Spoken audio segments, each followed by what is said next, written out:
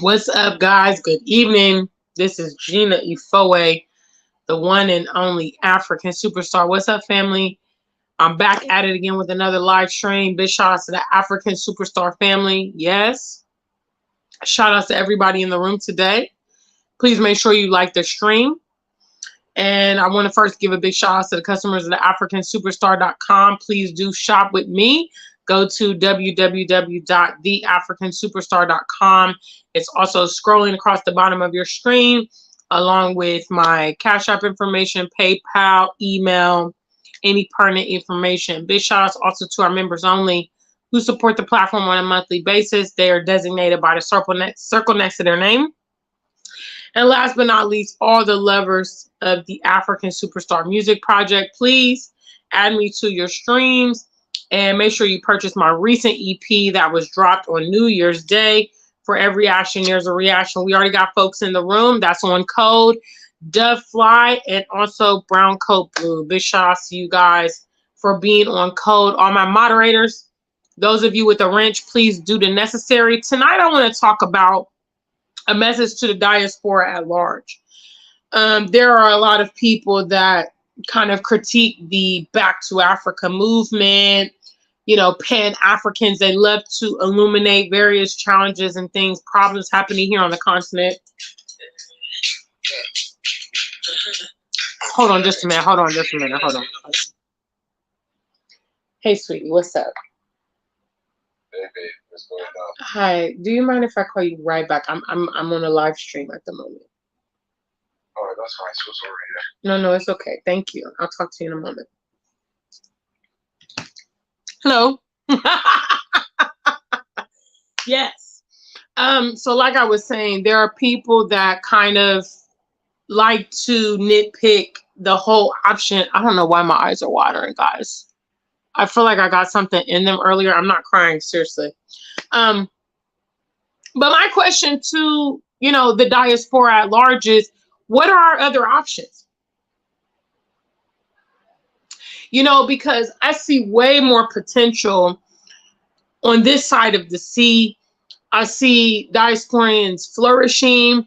I see them being more happy, more healthier. I see people losing weight. I see people getting married and having families. I see people owning land and starting enterprises and building. And, I see many diasporans, the overwhelming majority of diasporans coming to the continent, experiencing various levels of success. You have people that are having, alleviating some of their health concerns. You have people that are relieving their stresses and becoming more spiritually sound. We can obviously illuminate the various problems here on the continent, but I want to know, what are our alternatives? I don't know any other place in the world in which Black people, Africans, whatever you want to call yourself, because you guys are all into the details. Hello.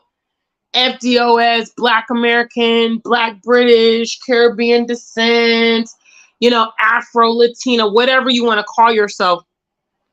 I don't see anywhere else in the world welcoming us outside of the continent. I don't see anywhere else in the world that we are free from racism. I don't see anywhere else in the world we are free from, therefore racially motivated crimes. I don't see anywhere else in the world that's safer for us to be. I don't see anywhere else that's boasting various opportunities for us to progress. Anywhere else where our communities are strong, our family values are celebrated, our culture is evident. You see, making a decision such as coming to the continent is not making the decision because it is completely free from problems.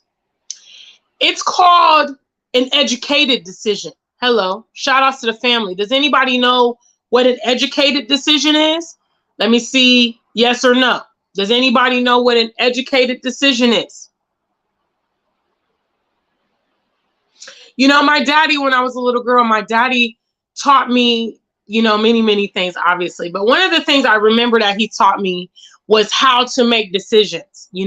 He helped me be able to learn that skill. And it's something that I have carried on throughout my life in adulthood. And basically my daddy said, make a list of pros and cons. Okay, big shout out to the family. We have some people that know what an educated decision is. I'm going to go over that right after my point. Big shout out to the family. Hi, Stacy. Good to see you. I don't know if you're back yet or you're still on your travels, but you have been missed. Good to see you. So basically my daddy said, you know, you can take a sheet of notebook paper and you can make the pros and cons. Okay. And what this taught me was that in life, you're never going to have an option that's completely free of, you know, adverse effects. If you do, I want to tell you, if you ever have something that has like no downside, it's a scam. Okay. Because everything has a downside. Okay. There's an up and down. There's black and white. There's day and night. Okay. There's the sky. There's the sea. There's oxygen, carbon monoxide. Everything has two components to it. There's yes, there's no. So there's nothing that you can choose that's not going to have some potential downsides or whatever. All right. So my daddy said, look, make the list of pros and cons. Whenever you make a decision in which the pros outweigh the cons, that is a good indication that you should go with that decision. But if you ever see a decision where the cons are outweighing the pros, okay, that means you're having more negatives, more liabilities, more, less potential to be successful or achieve your goals. That's when you say, I'm not able to go with this particular decision. An educated decision is when you look at all the components, all right, and you say, I'm not going to go that way because it has no problems involved. It has no risk. It has no liabilities. But I understand that whatever potential liabilities I may face in that situation, I'm either aware of it, versed in it, and or willing to deal with those potential situations that arise. When actually, I didn't need to make a pro and con sheet when I came to the conclusion of leaving the Western environments, because in those situations for me, the cons were existential. Okay, the cons greatly outweighed the pros.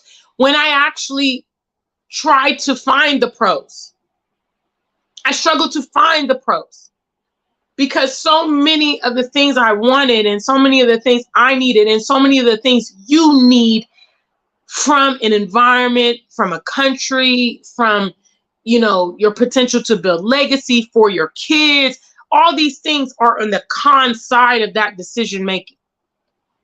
Okay. And that is why I have selected to come to Africa. That is why I have chosen to leave the West, is because in my opinion, the pros of being here on the continent outweigh the negatives. Most immature diasporans, might I add, like to talk about a lot of the superficial problems that they're going to find here. Okay. I do recall there was a YouTuber, a couple years ago that was complaining about there were no snacks in Ghana. This individual likes to, buy snacks.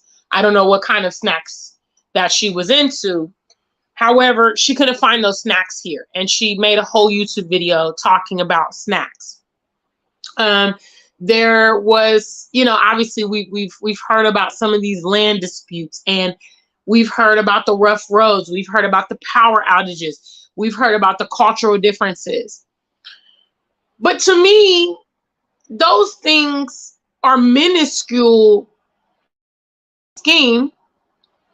Okay, those things are minuscule in the grand scheme when we measure them up against all the potential things that we actually face in the West are literally life-threatening.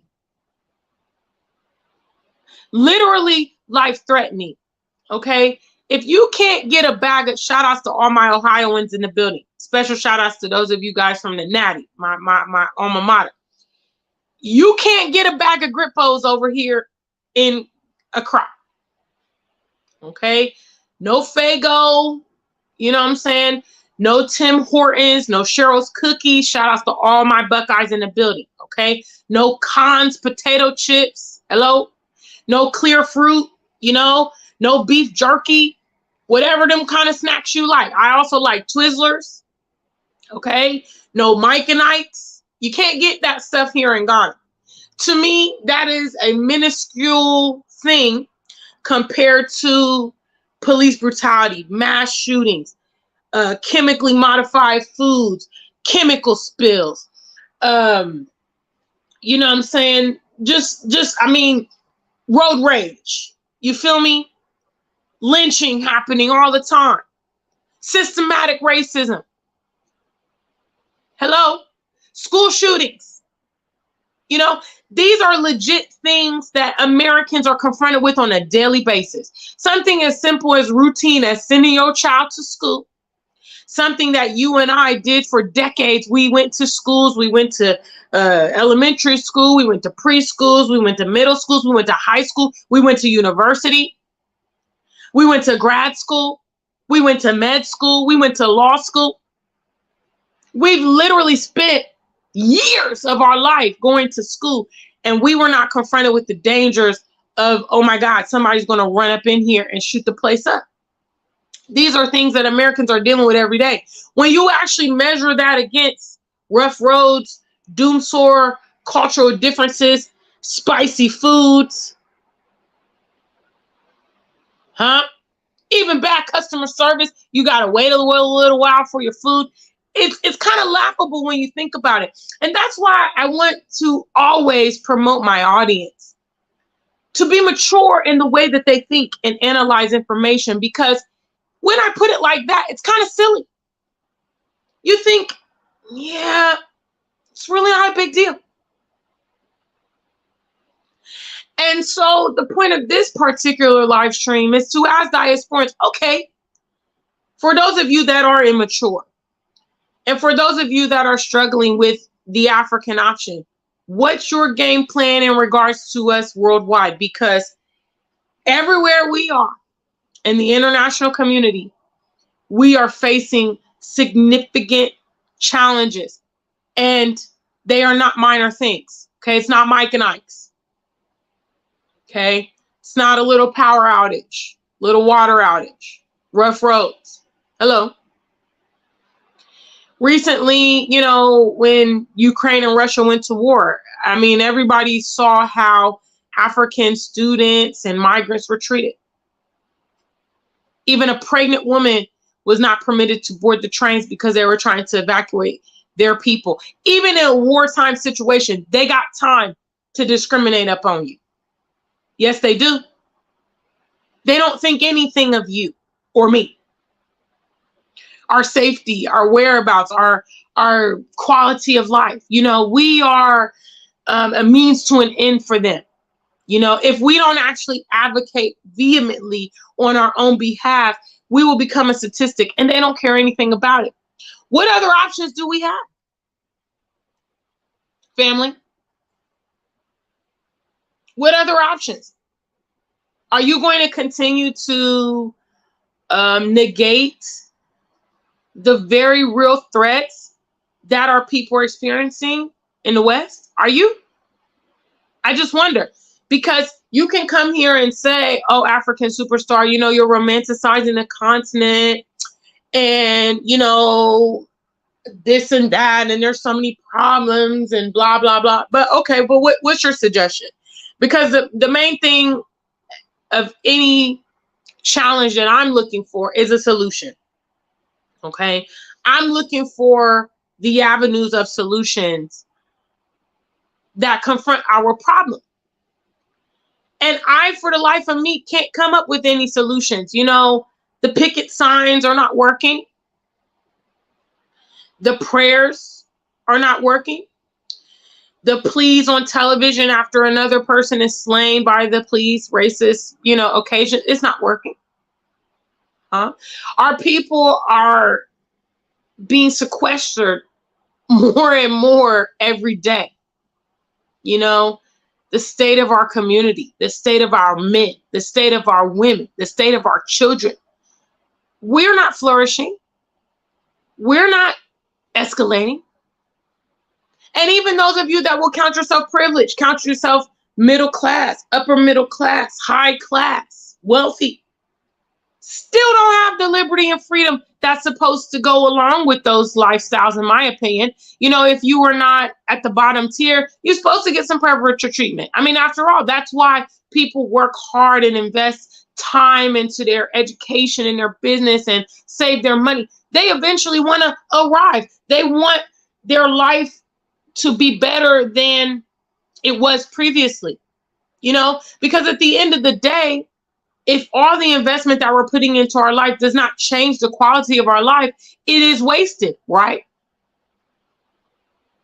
You know, is it something proud of that you as a full-grown adult, you know, well-educated and all of that, maybe traveled, that your life quality is now, you know, decreased from maybe when you were a teenager living in your parents' house? You didn't have a job, a car, education, you know, any money. That should frustrate some of you guys that, wow, I keep spinning my wheels and it's getting worse. If Africa's not the move, what is the viable solution? That's tonight's live stream. What's up, family? All right. Shout outs, please, guys. You know the protocols by now. Make sure you like the streams. Moderators, let me know what it is. You can also support our platform, support our stream. Yes. And I'm going to do shout outs to the family. We got Dove Fly KM in the building. We got Brown Coat Blue. Stacy is with us. What's up? What's up? What's up?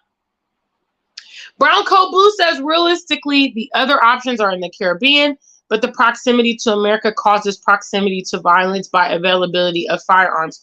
And also, you know, as someone whose mother is from an island, there's very limited upward mobility in the Caribbean, you know, based off of land space. You know, to own property, extremely expensive. You know, many items on the islands are imported because there's not a lot of manufacturing or productivity on the islands. You know what I mean? And the cost of living is really, really high. In addition to that, you are in the sea. You are then relative to, you know, hurricanes, which come every single year and cause a lot of devastation to people in the Caribbean. So in as much the Caribbean, it's a lovely place to be in terms of being scenic. People are friendly, you know, you will deal with some racial things there, you know, because of the tourists and because of the non-Black foreigners that reside on the islands. They usually do, you know, suppress the help, you know, the people that the locals and things like that. A lot of locals I know in Bermuda, one of the obviously the largest industries is tourism. So people are working in the resorts, they're working at, you know, the hotels, they're working at bars and, you know, all these things that kind of cater to the tourists. And therefore, when the tourists come, they do look down and mistreat. I mean, it's all familiar, you know. So in terms of like upward mobility, you're talking about buying a land, making a house, you know, there's limited opportunity in the Caribbean for the diaspora. But obviously it is still an option.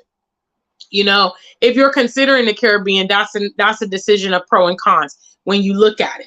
But quite frankly, a lot of y'all from the West, y'all can't afford that life in the Caribbean.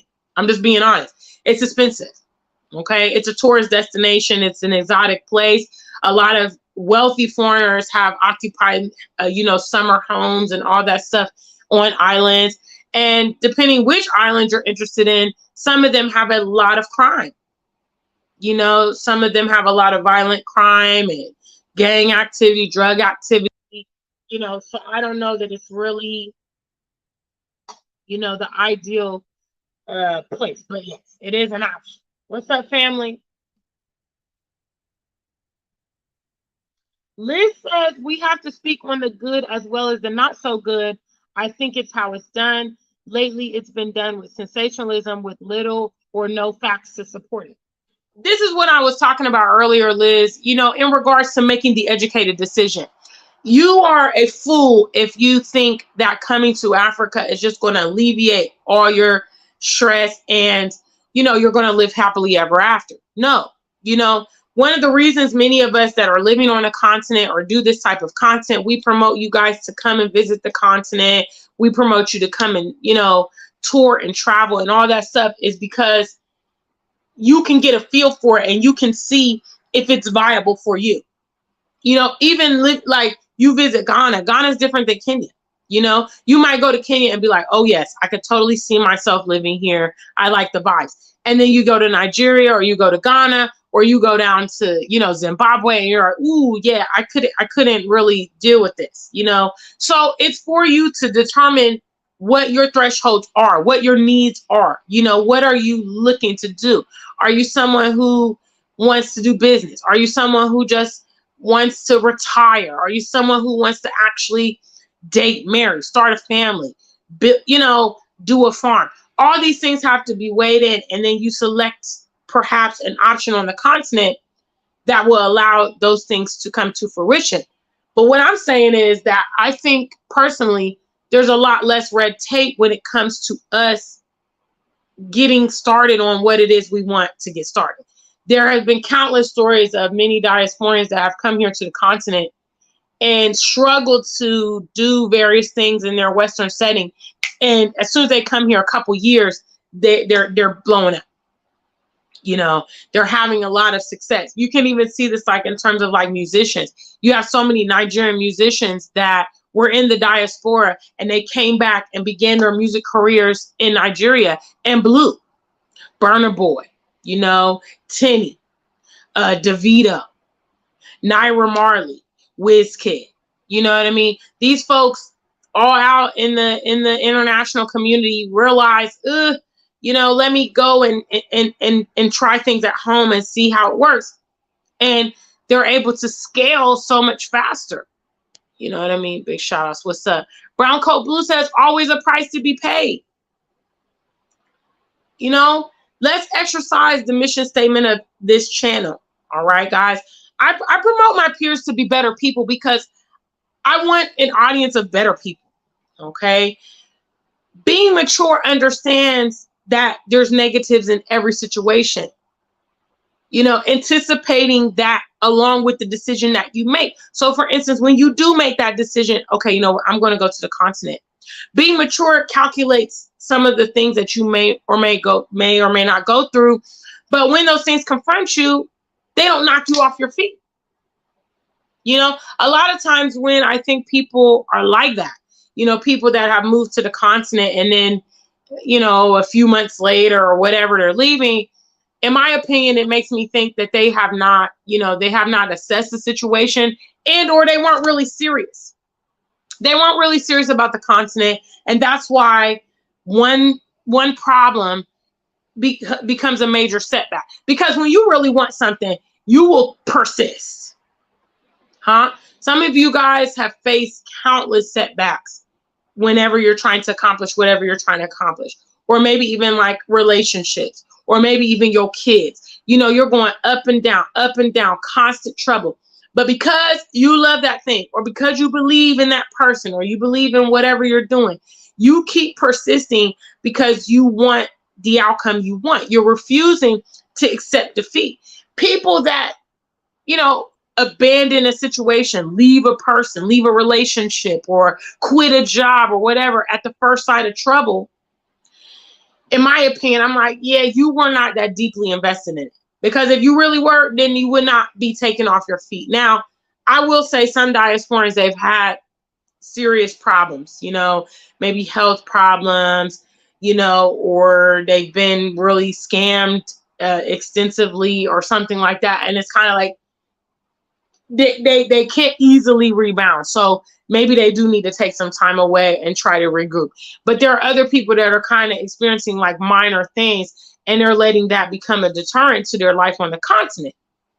You know, Brown Coat Blue says nothing free is worth having. Nothing worth having is free. Big shout out to the family.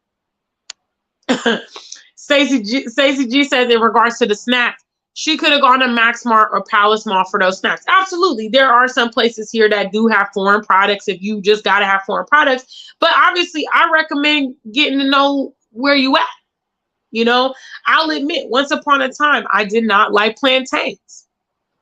You know, before I started eating a lot of African food and Ghanaian food. And before I moved to the continent, I was not into plantains. I really don't like bananas. So I just saw plantains. Obviously, they're still in the same family. And I just was like, I'm not into it.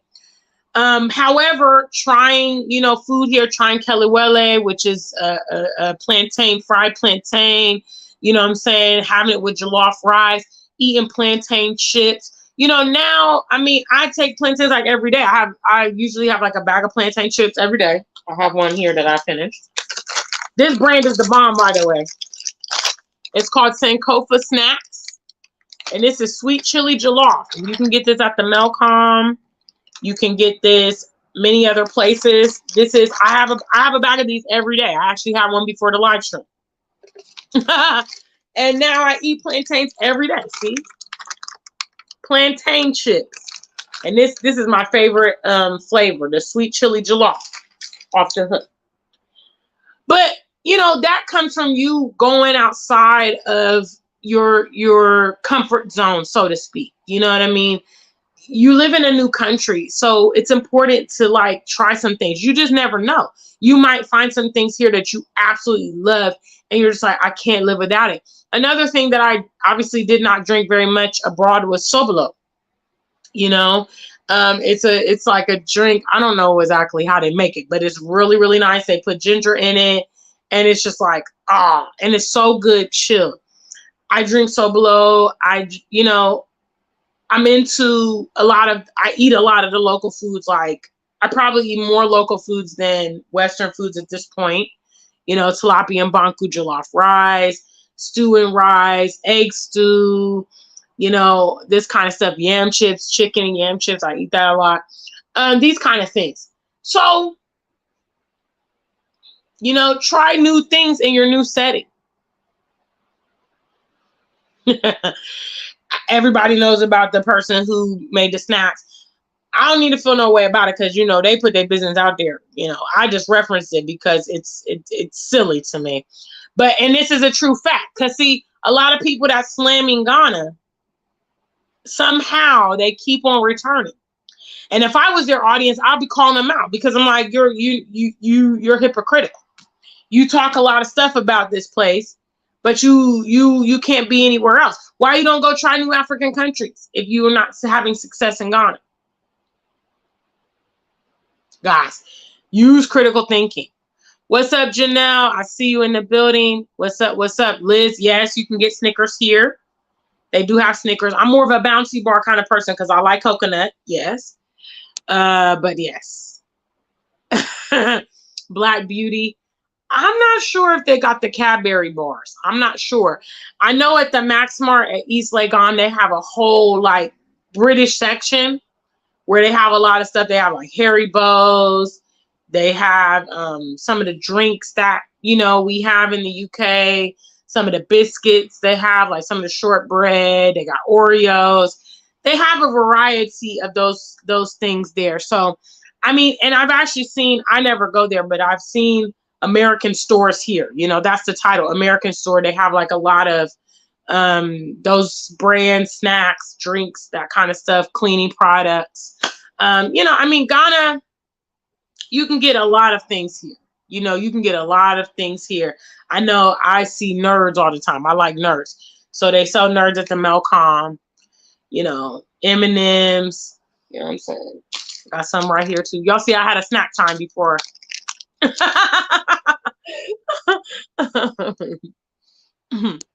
Brown Kobu says, no snacks is a plus. Them snacks are always full of poison. Yeah, and I mean, a lot of people are addicted to that food because obviously you've been living there and you've been eating it, but it's really not good for you.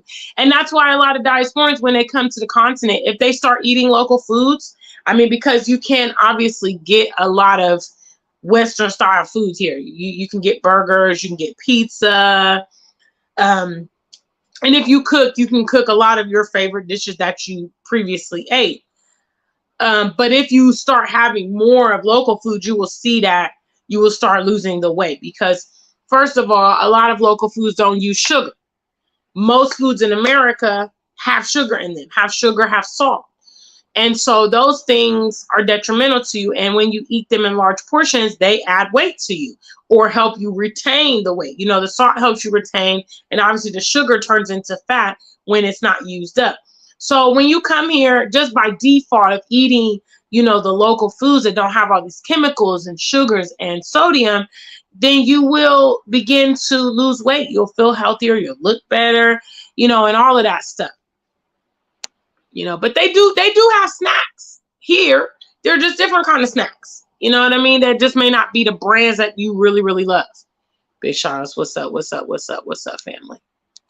What's up, Amina? I see you there. Time with Hetty. I'm doing shout outs. What's up? What's up? Janelle says, I see a lot of people in the Caribbean are also moving to Africa. Yeah, because of a lot of what I said. You know what I mean? Opportunities are limited and the cost of living is really, really high. You know, I know, again, I can just specifically speak on my mother's home country, Bermuda. You know, Bermuda is one of the most expensive countries in the world. You know what I mean? Because the housing is just astronomical, and the housing has become like that because a lot of foreigners have bought properties on the island. And that means that the housing that's available for locals is less, which means the prices can be put up high on those people. Big shout outs. What's up? What's up? Liz says it's expensive. Barbados isn't cheap. Can we get the lights up? I know this can't be right. Hello. Okay, let's I'll wait. I need a new light count. What's up? Let's get it up.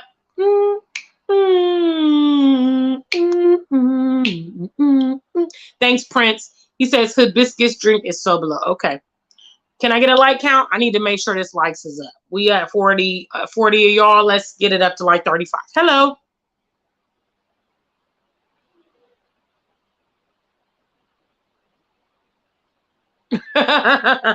Everything is politics says hello. Based on some of these questions, it's clear that some Black people in the West are not serious. Please do not migrate to Africa. Just stay in the West, asking if they have Snickers.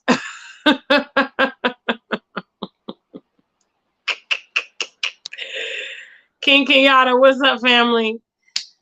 Big shout out to African Superstar family. Guys, if you have a little wrench, let me get a like count, please. You should be able to see it. I want to see where we are at today. Today, I'm talking about what are our options, guys.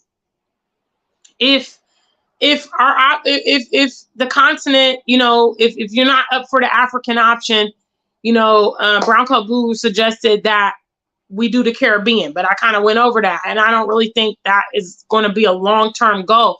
Not to mention, the diaspora is huge, you know, so the Caribbean can't accommodate a large amount of people migrating to the Caribbean. They just don't have the landmass for it. When you look at the comprehensive options where we can go en mass, you know, large numbers and stuff like that, and still have ability to, you know, matriculate and buy land and have our, you know, the continent is the overwhelming answer. You know, you can try to occupy space in these Western nations, but you're going to deal with extreme friction and maybe in some cases violence. You know, I got an article sent to me of this farmer who is in Colorado, I believe. He's a Black farmer, and he has been getting harassed by the other ranches around him. And basically they're trying to run him off. They've been setting fires on his property. They've been doing all kind of stuff to try to, like, you know, intimidate him out. But, you know, I always say to you guys, who exactly is got the back of you? Like, who is protecting you in these settings? Like, unfortunately, many of the diasporians, they feel like, oh yeah, I live in England, I have the same rights as like a non-Black British person. No, you don't. No, you don't. Legally, you do. You're supposed to.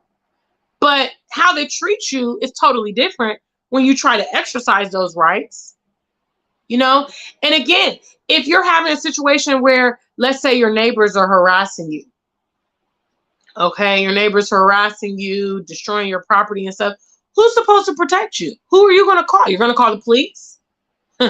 Are the police going to come and protect you? Are the police going to take your side over their side?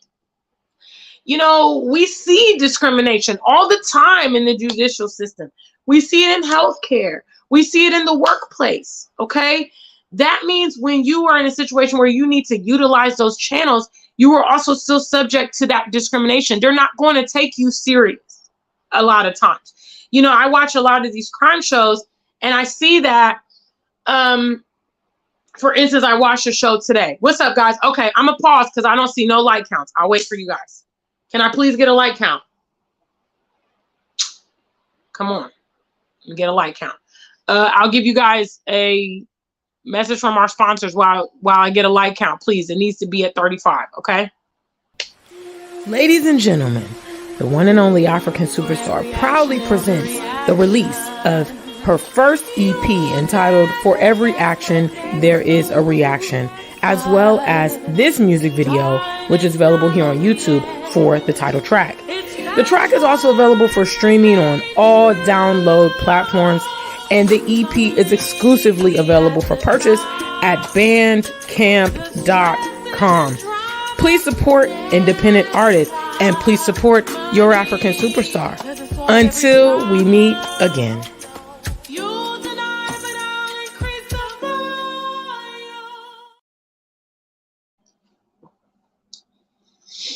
Okay, guys, so Amia says 9 likes, and that is just not acceptable. I'm sorry. We have over 40 of you guys here, and you guys are watching this channel. I'm going to need you to get it up and get it up quick, because guess what? Guess what? I'm taking my time out to talk about these topics with you guys. If you like my channel, you like my content, I'm going to need y'all to just hit the likes. It's something simple. It's something simple to do. You know what I mean? And so therefore, I'm going to give y'all a couple minutes. If not, we're going to go ahead and conclude tonight's topic. So it's up to you. Because I'm just going to assume that if the likes are not good, that you guys don't like this subject. So I shouldn't carry on with, another half an hour talking about it. So I'm going to give y'all a couple minutes. Hello. Y'all let me know. Okay? They need to get up. 35 is what I'm looking for. We got over 40 of you here. Okay? So let's see here. I'm going to give you, 2 more minutes? Yeah. Give y'all 2 minutes to get it up. Hello? Either it's simple. Get them up or leave the show. Because if you don't like the show, why are you watching this? I mean, for God's sake. I know it's been a minute that y'all, I haven't really stressed the protocol, but this is part of our channel's protocols, okay? You guys have to like the stream and be a part of the conversation, because I'm not a statue. I don't like just being watched. I'm not here for entertainment like a lot of these people on YouTube. Hello. Big shout outs to the African Superstar family. All right. We doing better. I need 3 more of you guys, or leave the stream. One or the other. Hitting the likes is totally free. It's just a click. If you can't do that, I don't know how we're supposed to save the state of the black man and woman in this world. Woo! Big shout outs to the family. Tonight's topic is, hey, Diaspora, what are our options? If it's not the continent, what are we going to do? Because we don't have any other place that we're welcomed, that we can live safely, we can live without racism, our kids can be free. I'm not even a parent, and I worry about y'all's kids. I don't ever want to get the email and says, oh my God, African Superstar, my child was at the school, was at the university, or just my child's been killed. My child's been shot. With the rampant gun violence that's happening over there, it's a very real thing. Thank you. Big shout out to Stacy. She's doing her wrench. Hello. Stacy and Janelle is on it. Yes. And so when I look at the big picture of where can the continent go, where can the diaspora go in mass? The continent is the only answer, really. It's the only place we're welcome. It's the only place we can be absorbed. It's the only place that we can really integrate well. You know, the place of our ancestors, the place of our descendants. You know, our kids can experience a better quality of life, safer. Big shout out to Antoinette. I appreciate that super sticker. I see you there, sweetheart. Big shout out to Antoinette with that first super chat of the night. Y'all a little tough crowd today. I had to kind of slow it down and get the lights up. Woo! Let's not have to do that again. All right, family. Yes. To me, the continent is the ultimate, you know, the ultimate answer. Frank says second-class citizens and third in Western countries, basically. You know what I mean? You can come here and be treated very nicely, respected, you know, in some cases pampered. Big shout outs. Wow. Thank you, Janelle. Big shout outs to the African Superstar family, man. Thank you so much for the love and support on this channel. The continent is the ultimate answer. Now, individuals can go wherever they want to go, but there's no place in the world that is welcoming the diaspora except the continent. You can't dispute it. Matter of fact, Ghana at this time is the only country that has formally had the year of return and said, hey, diaspora, come back to the continent. You know, I wish, I wish other African nations would also take up the initiative and say, hey, guys, come on over, come back. I know Sierra Leone is also offering citizenship to, excuse me, to people that are having qualifying DNA tests. You know, my friend Dinah Samir, he's very affiliated with Sierra Leone. And if you take a DNA test and that connects you to Sierra Leone, you're automatically eligible for citizenship in Sierra Leone. So there are some countries that are making some provisions. And after all, we are, you know, we will not be rejected. You know, I mean, I can't really speak for like the Northern African countries. From what I understand, there's a lot of, you know, racial stuff that happens in those places. I recently watched a documentary about Tunisia. And, you know, we've heard other stories, Morocco, we just saw what happened in the World Cup with them.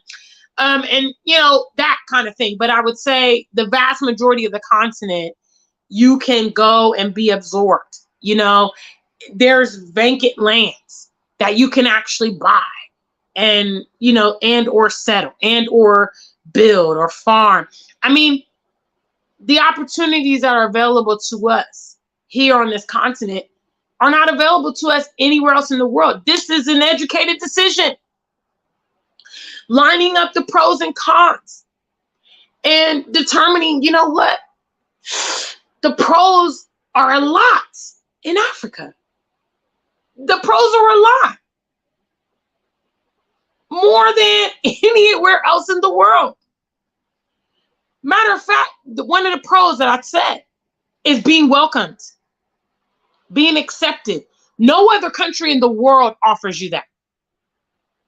No other country can contest. There is not one other country that is welcoming to the diaspora. Okay? Hands down, the continent beats it. Okay? Where else can you go and face no racism? From China to France to, you know, Canada to Australia, you're dealing with racism. All different ends of the world. Even in South America, you know, I understand there's quite a complex racial dichotomy there. I've never been there. But again, I've seen documentaries about how the Black Brazilians are kind of segregated from the white Brazilians and how the Black Brazilians, you know, they don't get much representation on television, and how there was even a samba queen, you know, that was a Black dark-skinned Brazilian, and that the title was virtually snatched from her and given to a white Brazilian. We hear of all this kind of drama and nonsense all around the world. Where else can we go and not face that? You know, where else can we buy lands and set up shop? I heard in China, foreigners can't even own jack in China. I've lived in both America and in the UK. I don't know any of my friends, any African descents that own any land in England or America. You know, they may enter into mortgage agreements, but that's not land. That's mortgage, and that's a house on a piece of property. And I don't know that, you know, the government will allow you, for instance, to knock down that house and do what you want with the land. I don't think so, because I never seen nobody doing that. Moto Lamine says, I agree. Africa is the ultimate answer. For us, it's not even debatable. Big shout outs to him. Thank you so much. Casa Yubu is saying Congo's in the house. What's up, Lisa? I see you. Love to travel is in the building. Please get the likes up. Big shout outs to our super chat donors today in the room. I'm just saying, when we want to be realistic about it, when we want to be realistic about our options, okay, you might come to Ghana and you're talking about nonsense, the things you don't like, the things you don't like. But when you make that pro and con sheet and you start looking at the pros and cons, go on. Matter of fact, I'm going to open up the call lines briefly. I'm going to open it up for 15 minutes. All right. You guys can call in. And what I want to hear is some of the cons. What's the cons of the West? We have heard, thanks to many of these YouTubers here on YouTube, a lot of the cons of Ghana, a lot of the cons of Africa. What are some of the cons of the West? Hello, a lot of you guys are out there. What are some of the cons of the West? If you do that pro and con sheet, you know what the cons are here in Ghana. What's the cons in America? What's the cons in Germany? What's the cons in UK? What's the cons in Canada or Australia? So the call lines are open. Cons of the West. That's what I want to know. Or consequently, if you have a suggestion, well, you know, Gina, Africa's not going to work for the diaspora. Let me know what your answer is, because it cannot possibly be remaining in the danger zone. That seems to be like the overwhelming perspective from a lot of the FBA, the Foundational Black Americans. They just say, let's just stay here and fight. And that is not going to get it.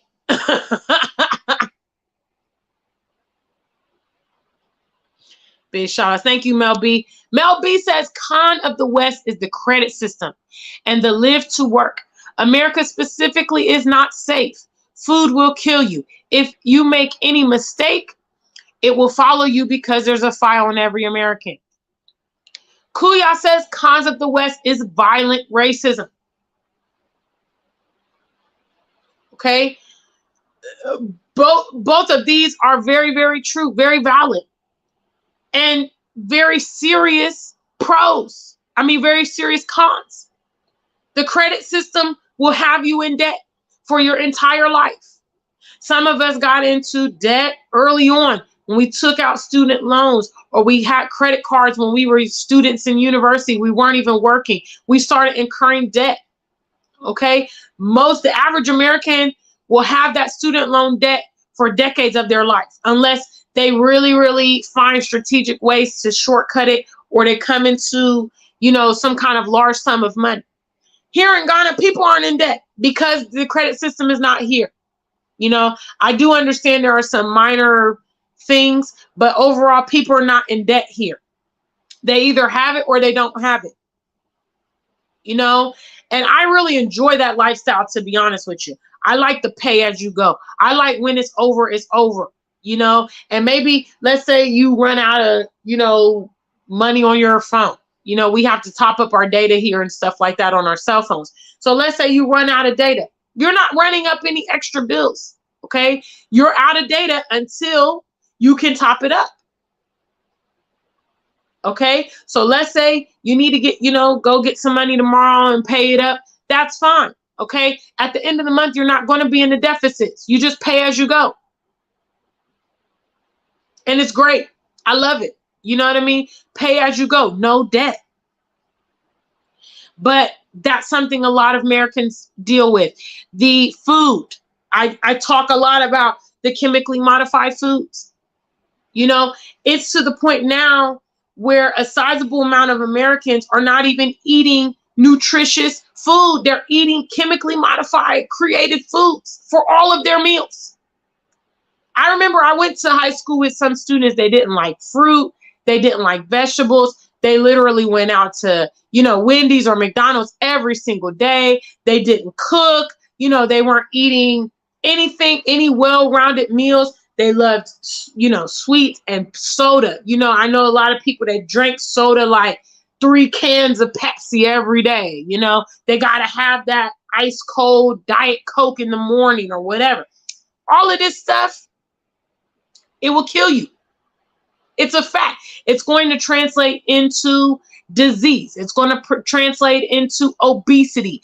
It's going to translate into diabetes and, all kind of preventable. And in addition to that, Americans are eating poorly, and then they also don't exercise.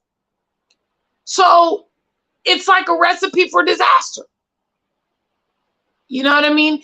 Because the design is to make everything a very convenient lifestyle, so you don't have to walk, you don't have to exercise, you don't have to even, go to the grocery store and get your food. You can order everything in, and all of this stuff.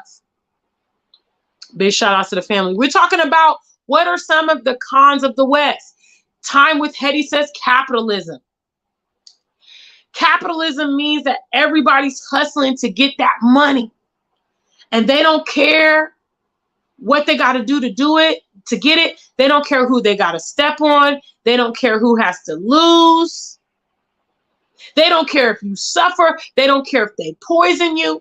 So many things are actually known to be detrimental to Americans. Known to be detrimental to Americans. But because it creates profits, they allow those things to be sold, to be marketed. You can't tell me any positives of, like, for instance, cigarettes. You can't tell me any positives. The cigarettes make you look more beautiful. Does it make you healthier? Does it, help you age well? Does it come without any health problems? I mean, cigarettes is a prime example of it's totally detrimental for you.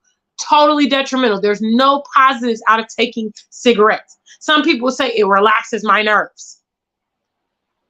That's what they can muster out of it. Okay? But it's an expensive habit, and it's a costly habit in terms of your health. It can ruin your teeth and everything. It will age you because of the chemicals you're taking in, and you become addicted. Prime example, everybody knows it's bad, but because of capitalism, they continue to market it. They continue to sell it. It makes a lot of money. Big shout outs with Time with Hetty. Kuya says the prison for profit system. Oh my gosh. Free labor is what they're doing. Destroying our community, destroying our families, because our people are the ones disproportionately put there and spending their lives there. How are you benefiting society? How are you creating the next generation?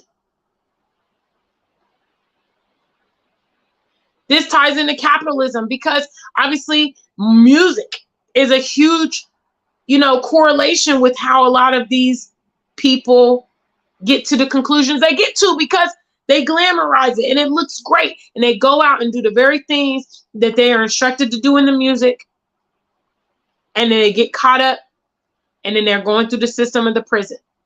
All right? Big shout out to family. Janelle says, too many of our people think that just because we were forced to build America, we should stay, but we have no power or control, tired of fighting and losing battle. Lisa says, I'm so excited about leaving this hellhole this year, buying a one-way ticket to Ghana. Kuya says, we're talking about the cons of the West tonight because everybody likes to bring up everything that's going on in Ghana, every little small thing, they're bringing it up. But tonight I'm talking about the cons of the America. Hello. Cons of the West, not just America. People in the UK are suffering. People in Germany are suffering. People in Canada are suffering. Our people are suffering all over the world. So we're talking about that today for a few more minutes. What's up? If you want to call in and voice the cons, the call lines are open. The episode is just a few minutes more. If you have anything to add, click the link. Kuya says, living in isolation. Lack of community. Every man for himself. Many people are on antidepressants, and those are the successful people. Very true. The state of people's mental well-being, Kuya says. And you guys, this is a big one. Because when people are not mentally sound, they become erratic. They become violent. They become unpredictable. And that can translate into you being affected. Because when they feel like that, they might just be ready to lash out. They might just be saying, I'm tired of this. They might just say, somebody's got to pay because of what I'm experiencing.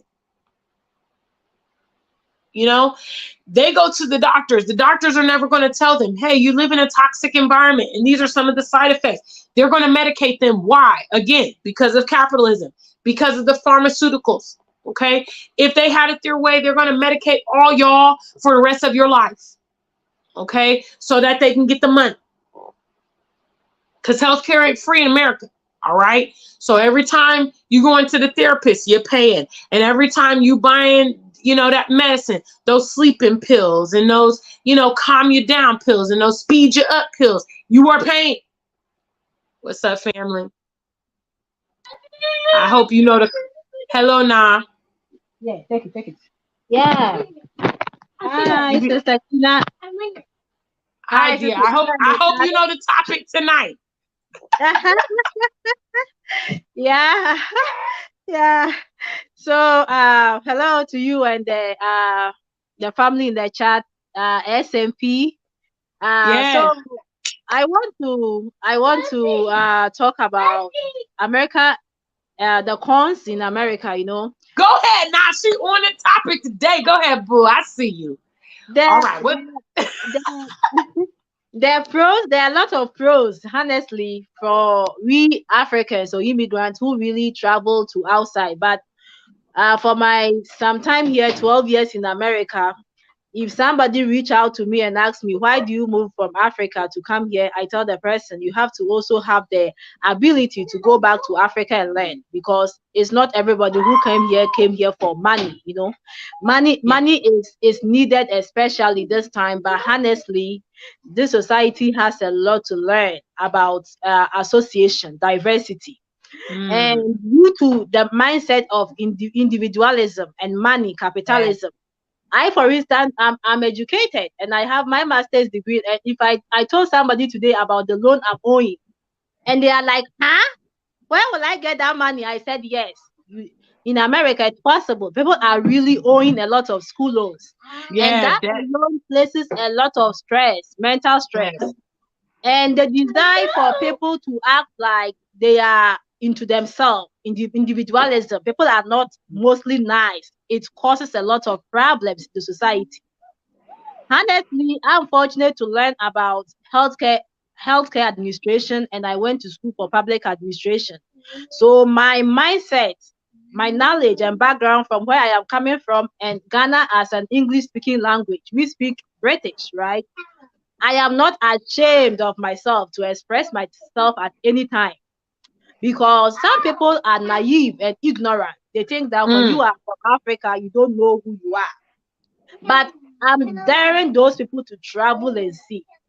Some of the brilliant people are from Africa. Let's even remove that aside. When people are with that kind of mindset and hatred and limitation, then they put their frustration on other things in life.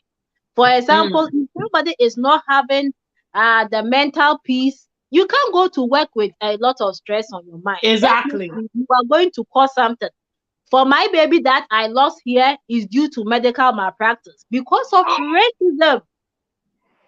So I'm very, very serious on that issue. You know, many Oh my people gosh. can Wow. cause you pain that you will never forget again in your life. Okay, so for every problem, there is a solution. So if you know people are really doing that to hurt black women, why is this problem not being solved?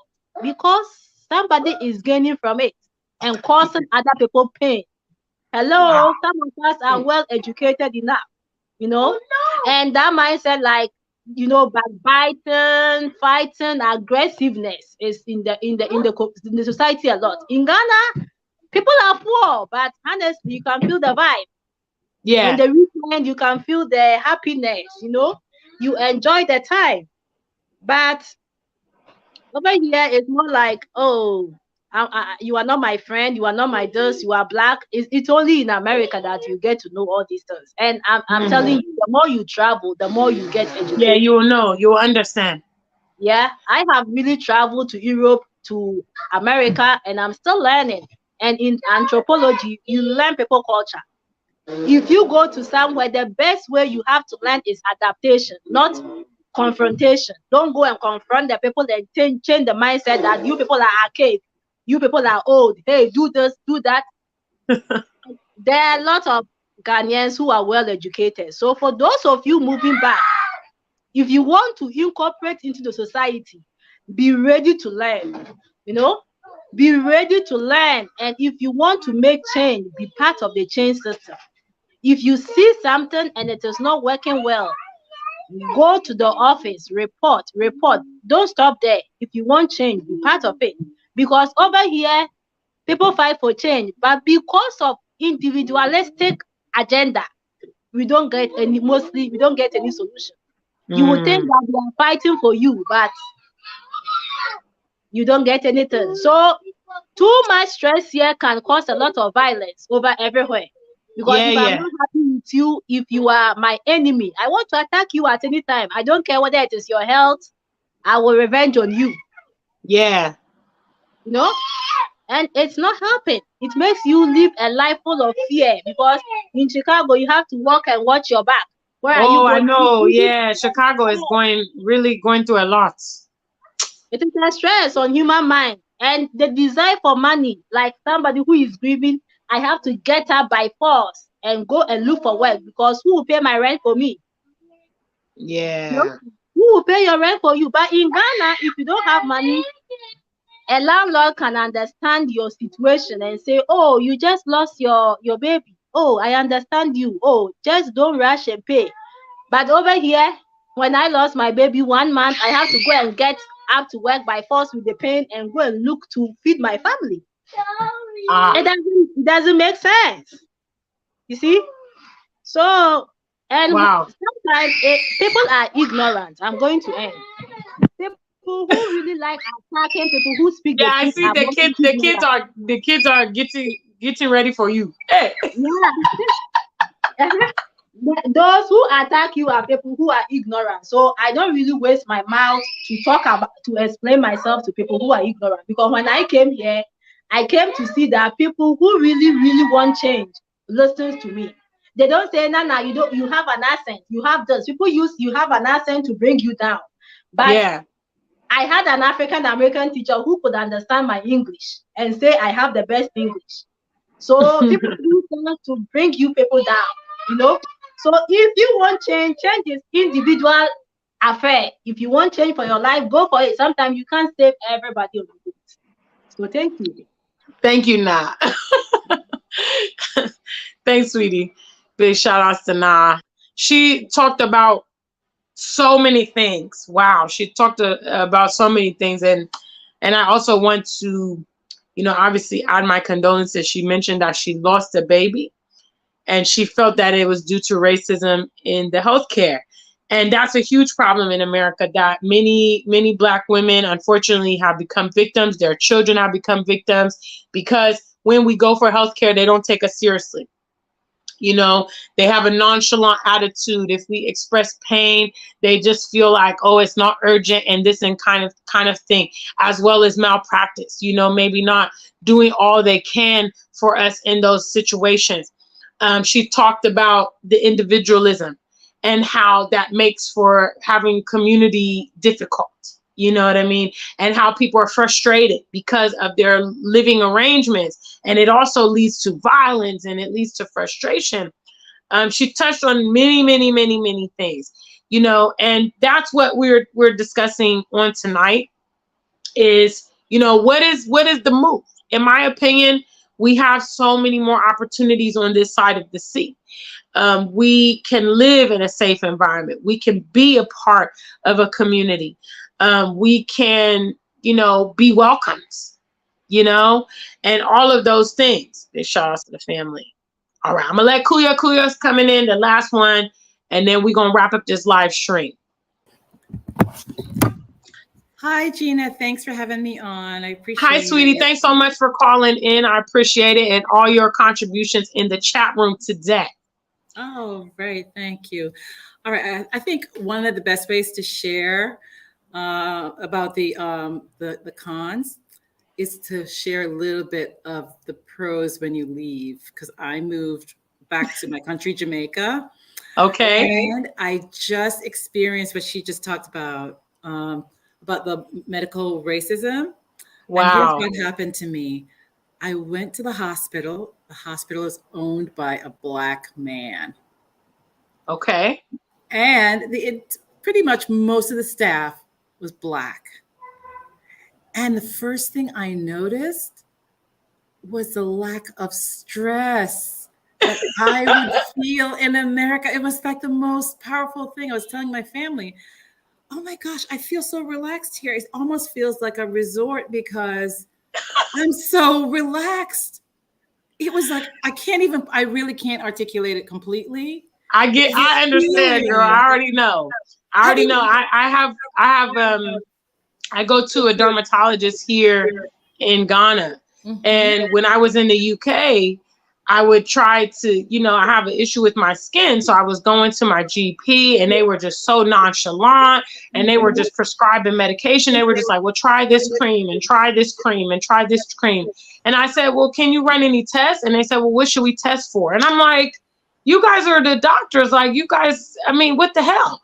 So when I went to the dermatologist here in Accra, and I walked into his office, he said, oh my goodness, I know exactly what that is. And he literally pulled it up on Google, showed me the pictures. He's like, we're still going to do some blood samples, but I'm pretty confident that's what it is because I treat other people from the UK that have the same condition.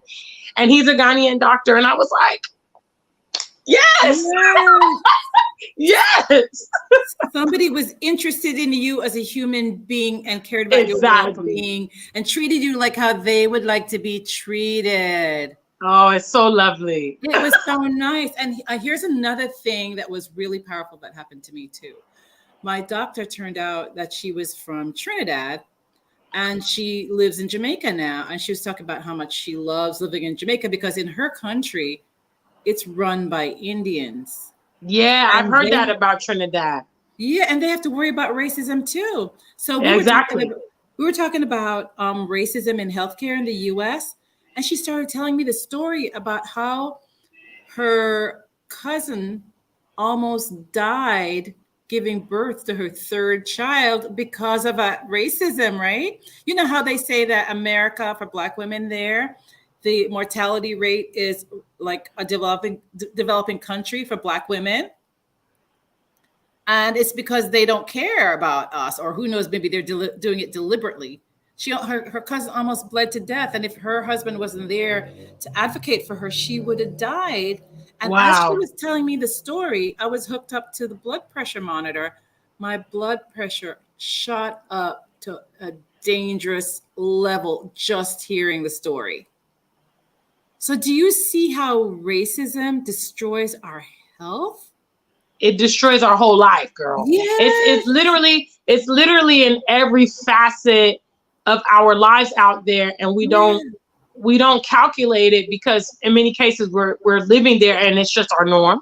Yeah. You know, or in certain cases like this, you know, you're not experiencing healthcare every day. You may be going for an emergency or something like giving birth, or, you know, so you would never know until you were in those dire situations. Yes. What's happening, and you're entrusting the professionals to treat you right. You know, exactly. So it's ridiculous, but I get you. It's refreshing to experience the inverse. I know. Because you know, when it's happening so to you nice. in America, sometimes it's so subtle that you don't really believe it's happening, even though on some level you are really worried about it.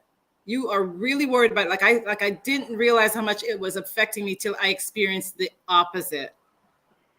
It was just like, it's so amazing. It's how unjust is it to treat someone who's ill so unfairly? I mean, that is. But that's the thing, is that we have to understand that their hatred and their bias of us is so innate.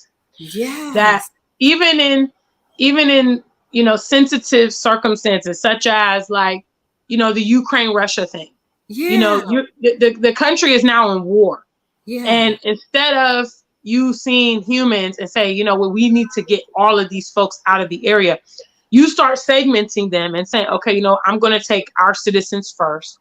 Mm-hmm. And those of you that are foreigners are going to be left behind. And this is their same sentiment, even when we are in precarious situations such as healthcare. They're just like, it's not a big deal. It's not a priority. Yeah. You know, I just watched a crime show where a judge's son, you know, in South Carolina, the judge's son did not come home one night. Mm-hmm. And so they immediately called the police and said, you know, this is unusual behavior. We can't get a hold of our son. We want to report him missing. And they told him, oh, you can't report him missing for like 48 hours. He's not a child, you know, so we have to wait. Now, we have all witnessed, if a white child or a white woman Mm-hmm. or a white couple, you know, backpackers going off places they should never be. Yeah. It's instantly international news whenever these people are missing or whatever, you know. But when it's our people, it's like, oh, they could be off. Oh, it could be drug related. Oh, it's not that serious. I mean, they're just lackadaisical in everything that we do, you know, never understanding that we may be in danger. We're in pain. We need help. You know, even I've heard people, when they call the police, if you live in certain neighborhoods, the police take, you know, hours to come out and see the situation, you know, these kind of things. And you would never know until maybe you're in this situation. You know, you're in a situation where you need recourse and they're not going to give it to you, you know? Right. That's right. Yeah, So, it's amazing. I think it's good. It's really amazing that you're having these conversations, because especially for our brothers and sisters who have never lived in the West and don't know what it's like, they kind of get a little better understanding of what we're talking about. Because even in my country, Jamaica, when you tell them about racism, their mind automatically goes to, oh, you mean people are rude to you, and they might call you, the N-word. They don't understand. They don't understand it. Situation and systems set up to like trap you and destroy not just your life, but the lives of your family, your whole community. The whole thing. Yeah. The whole thing. It's not our playing field. It was never designed for us to be there. And our context of being there is very minimal. And they're okay with you as long as you operate in that context. But the minute you start speaking up and saying, hey, you know, this is not acceptable, or I am entitled to more, or this needs to be fixed, that's when it's a problem. You know, they don't want you to complain. You just need to be satisfied with the scraps they're giving. You know? Yes. So I'm really happy for you, though. I'm happy that you have been able to, you know, move back home, and you feel that it's a positive change, you know, for you. Nice. So it's excellent. And thank you for the compliment. I appreciate it. And everything, like I said, participating in the chat room. You are appreciated. Thank you. But let me tell you one thing I'm a little uneasy with. I'm going to be honest and say I'm happy to be home. It really feels amazing. But I feel like my country is too close to America. I feel like my country's in a bad neighborhood. because they do a lot of messed up stuff to all the countries that are neighboring to them. You know that, right?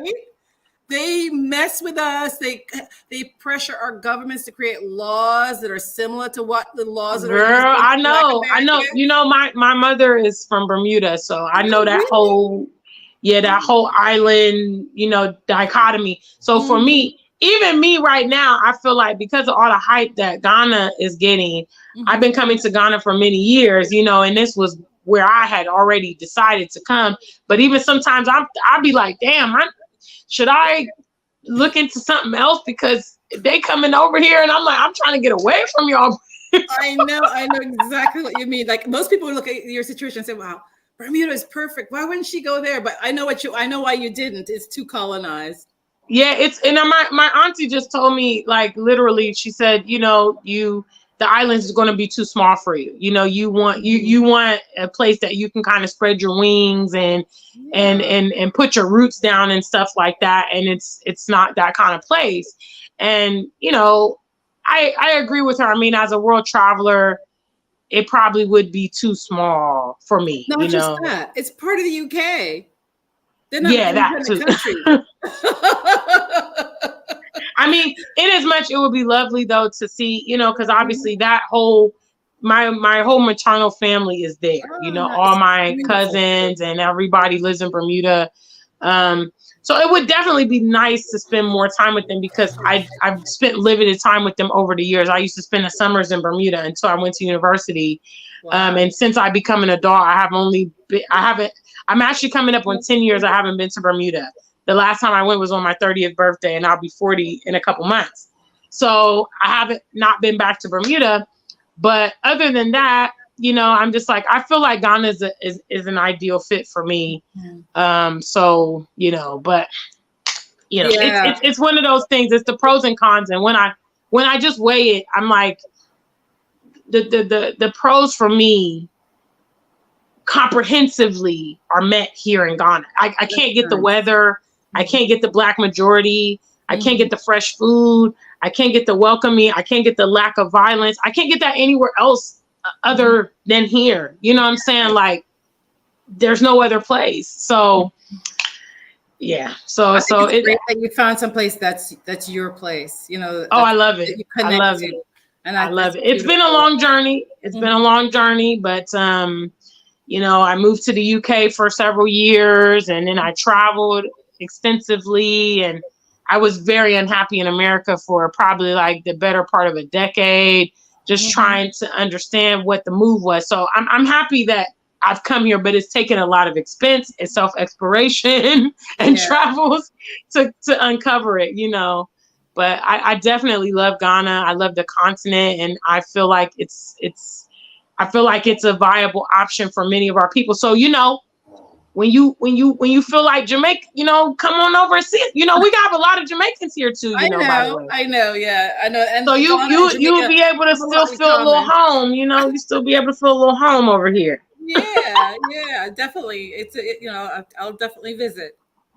Definitely visit. Come check it out. You might be like, okay, yeah. This is what I'm talking about. Or not even Ghana, maybe other African nations might suit you as well. So definitely come and give. I visited South Africa and Botswana, but South Africa's like America, so I'm not really. That don't do it for me. That don't do it for me. I couldn't handle it, but it was so beautiful. I just love. It's just so beautiful there. It is beautiful. It is very scenic. One thing I saw. So one thing that really I got an understanding that I never had before. Well, you know that South Africa was trained by the United States in all their racist systems. And when I got back, I just wanted to have I don't know why, I just felt like I needed to understand South Africa a little bit more. So I started watching documentary from the apartheid years. And you know what I got a better comprehension about? The way they used the police during apartheid, it dawned on me like, oh my gosh, you know, they make it look like the police brutality in America is just like, oh, it just happens. No, it's planned, just like in apartheid. Yeah, the police have always been a vehicle to monitor and suppress Black people. That's what they're there for. Terrorize. Yes, that's what they're there for. Not police. They are soldiers. I'm telling you, one day, if you get a chance, go and look at how the police work in apartheid. And it's going to, I mean, I don't think I'm articulating it well enough, but it just becomes so clear that the police is just an agenda. It's just like in slavery when they used to torture people.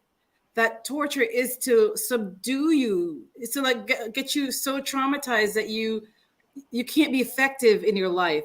Do you know what I'm saying? I completely understand. I completely understand. Definitely.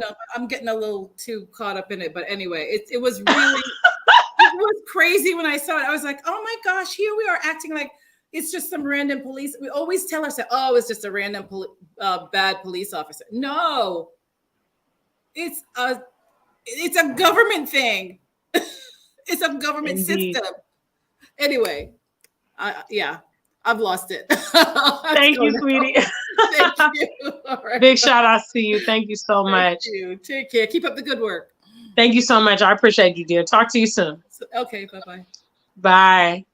Big shout outs to Kuya. She called in from Jamaica, and she highlighted some of the pros of being in Jamaica, that she noticed how she was treated better in the healthcare system, among other things, and how she feels so relieved and how she feels so relaxed. And that indicates that the con is the pressure, that many of us normalize in the West, the way we get treated in the healthcare system. I'm pretty sure many of us can recall situations where we dealt with nonchalant doctors or flagrant doctors, or we had to call multiple times to get our results or get an appointment. And it's just kind of like, why am I getting this lack of concern from you? You know what I mean? And so she kind of talked about, going to experience the healthcare in Jamaica was a completely different experience. Big shout outs to the African Superstar family, Kuya, on all your contributions.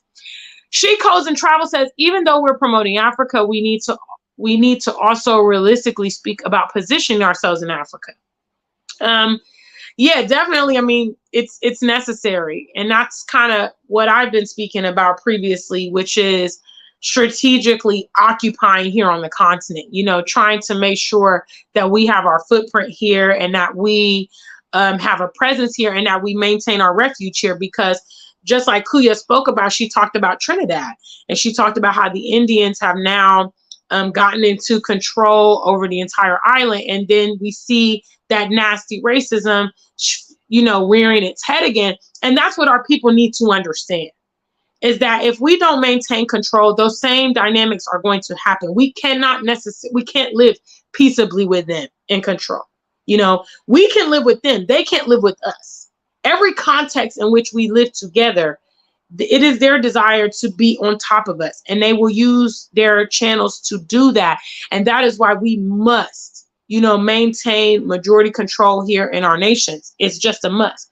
If we want to continue to experience being treated well, no racism, getting quality health care, et cetera, et cetera. It is just absolutely vital.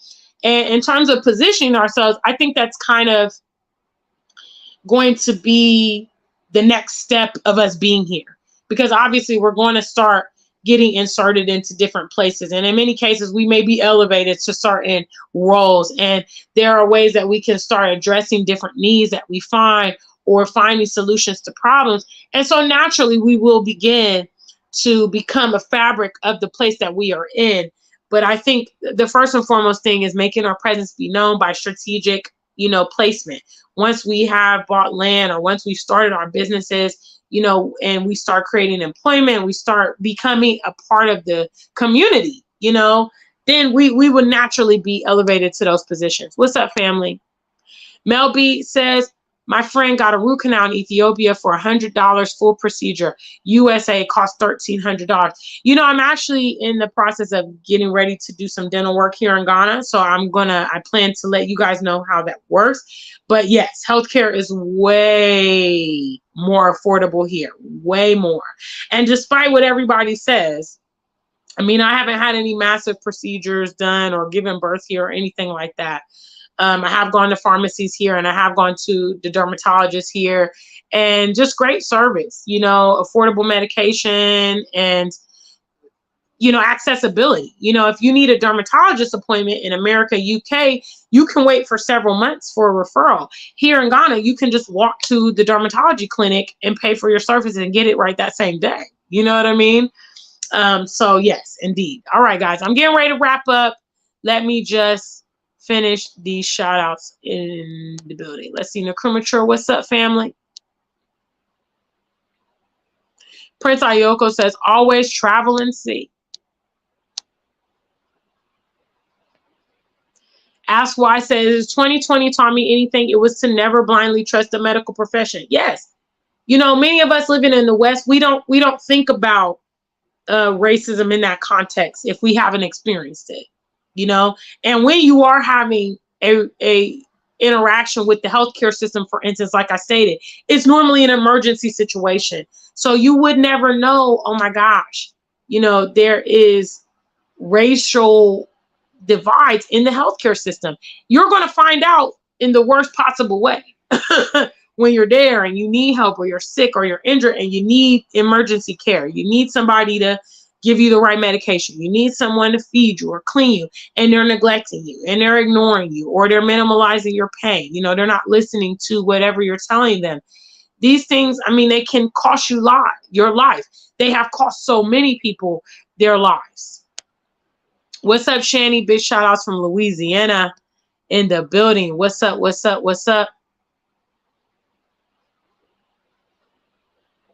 Althea, are you asking me to stay in America? I will never return to live in America. I will absolutely never, ever, ever, you know, it is my intention to never, ever live in America. Actually, since I moved out of the US in 2017, I have never comprehensively spent more than 2 weeks a year. As a matter of fact, all 2022, I didn't even go. I wasn't even there last year at all. But previously, and I am trying to gear up for a visit to go visit my family. You know, my mom has not been necessarily in the best health, and I definitely want to go and visit with her and see my sisters as well. But yeah, I can absolutely not live in America. It's way too dangerous. And once you're awake, you can't go back to sleep. You know, I know too much to just be idly there and acting like, you know, I'm not affected by the things that are going on, because I'm absolutely affected, as you are, as many of you that are living in the States are. You know, you are every day playing Russian roulette with the food you're eating, playing Russian roulette with the cops. You know, you never know when you're going to get pulled over for a broken tail light, or you get a flat tire. You never know these encounters. Russian roulette with mass shootings. You know, now with these chemical spills, Russian roulette with exposure to chemicals and or drinking water and air. You know, I mean, the military tensions are heightening between the U.S. and many other nations. You know what I mean? It's too much. I in my opinion, I would be very, very foolish to be in a place of sanctuary, so to speak, leave this, and then go back into the epicenter of the drama. You know, not to mention, I don't really know who's watching me. You know what I'm saying? I don't really know who's watching me. I don't really know who's clocking me. You know, I go to the US and maybe they got a vendetta. Who knows? I don't know. I don't personally feel that I need to be there. I feel like I'm in the place I need to be. Big shout outs. What's up? What's up? GBL in the building. Yes. All right, family. I'm wrapping up. Black Cat is in the building. Yes. It does tend to heal up, but it has not totally gone away. So I'm actually getting ready to go to a holistic doctor. A good friend of mine recommended me go in there because she was having some skin problems and she went there and had a good outcome. So I'm hoping that maybe that will help, but it has not 100% been alleviated, but it's always exacerbated when I go to the UK. You know, I think the climate is a huge part of it for me. But yeah, I do still have, you know, some spots and things like that on my arm. It's still itchy. It's not nearly as bad as it was when I was full-time living out there, because I literally would scratch my arm to the point of bleeding. Now it itches and irritates me a bit, but it's not as severe. So it's still ongoing, Alexis, but yes, thanks for asking.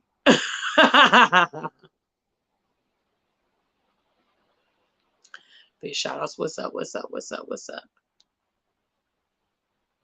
Enigmatic Scorpio says, if my medical profession ain't black, I ain't going. Alexis, I mean, you could definitely, when you come to Ghana, I would highly recommend the Rabito Dermatology Clinic. I know when I first came and I was going there, you know, very often, it was helping me. I just kind of wanted to get off of Western medicine and try to see if I could take the herbal route and stuff. And that's why I'm going to try an herbalist, because obviously I take the medication. It does help.